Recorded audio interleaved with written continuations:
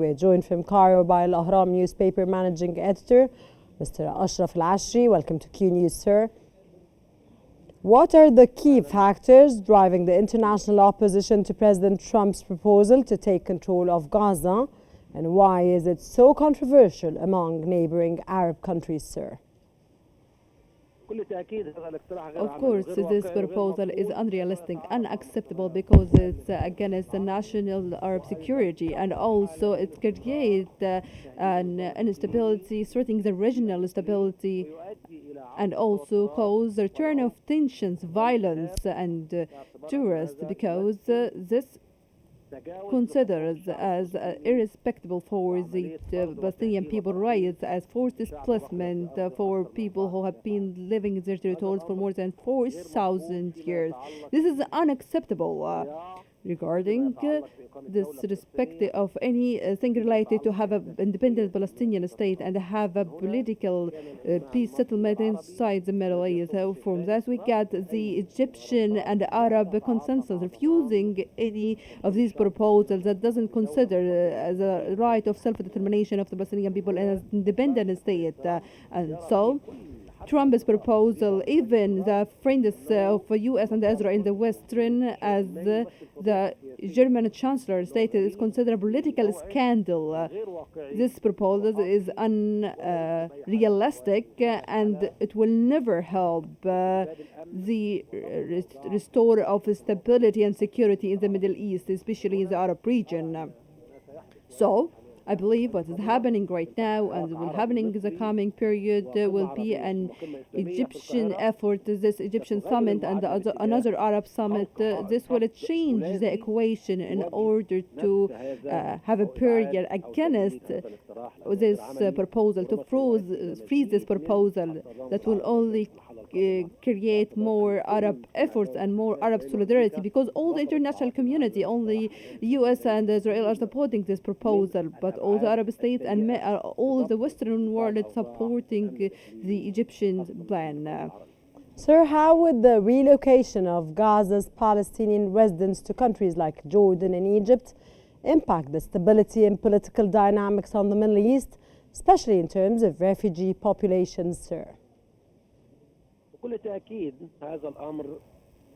Of course, this will never happen.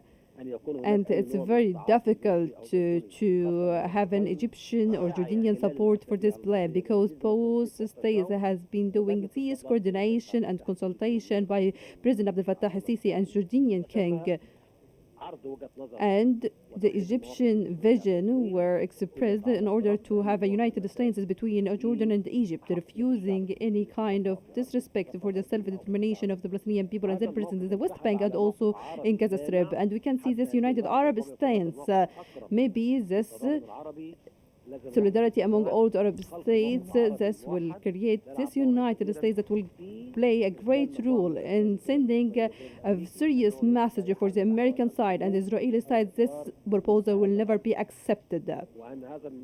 And this proposal need a clear Arab stance that will continue giving the support, and we can see this will implemented on 27 of February in the Arab Summit after all these stances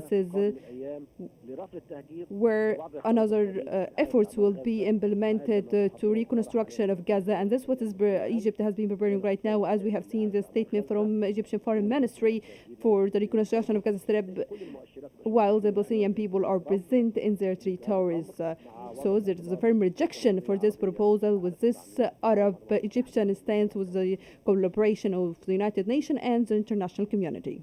Sir, what are the potential legal and humanitarian implications of the proposed plan, especially regarding the rights of displaced Palestinians under the international law, sir? Of course, this proposal is against the international community and the international humanitarian law, and also the international United Nations Resolution 44844, and also 149 resolution for the refugees. All the international resolution against this proposal.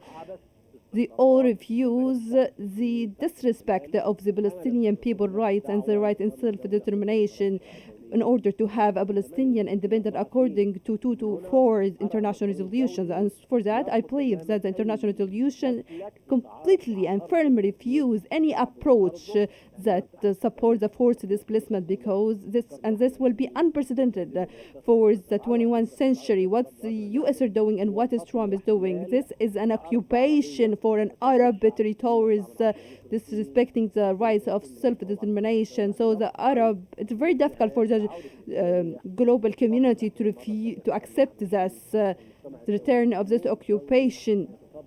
And the international law is against this, with many of the terms with the Arab support, even Trump and Israel threat, because all of that will cause a great rejection from the global community and will lead to instability and tensions around the Arab states and the Arab region.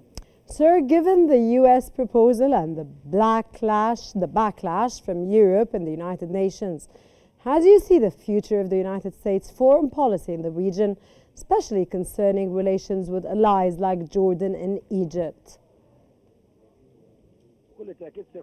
Of course, these relations will somehow decline in the Egyptian-Jordanian relation with the American side. There will be a decline also in the American interest inside the Middle East. Egypt is a strategic partner for more than 70 years. We have a lot of diplomatic relations. US was somehow a guarantee and peace accords between Israel and Egypt. So when we have a decline in relation with some important states like Egypt and other partner like Jordan, this will lead a lot of consequences and instability for the American interest in the Middle East, and we can see the decline in the American interest, because it's not only about the occupation, but it's also about the forced displacement of the Palestinian people. And the Palestinian cause is something important for the whole Arab world.